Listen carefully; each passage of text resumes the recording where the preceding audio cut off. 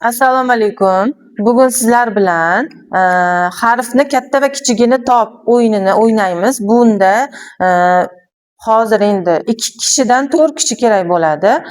Bu bolalarda nimani o'rgatadi? Masalan, mayda motorikani o'rgatadi, sensor motorikani o'rgatadi, savodxonlik o'rgatadi, harf taniydi, rang taniydi, asosiysi jamoa bo'lib birga ishlashni o'rgatadi, hamjihatlikni o'rgatadi, tezlikni o'rgatadi.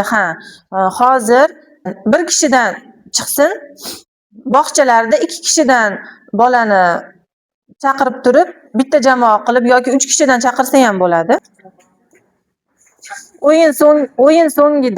O'yin so'ngida masalan yutgan jamoaga nimadir sovg'a yoki rag'batlantirish kartochkalari, masalan shokolad yoki mandarin, shunga o'xshash nimadir sovg'achalar berilsa, bolaga katta motivatsiya berilgan bo'ladi. Shunga qarab yana ham tezroq harakat qilishga, yutishga yordam beradi.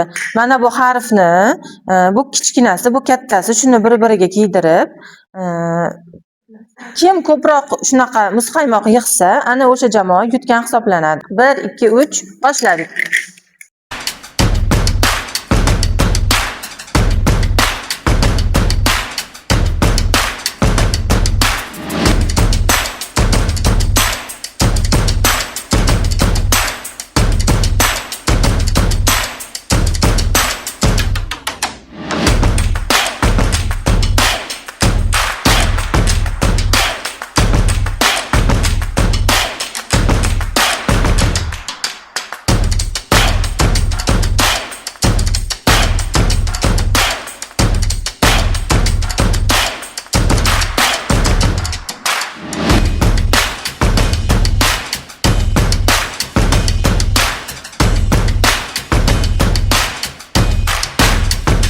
Endi sanaymiz.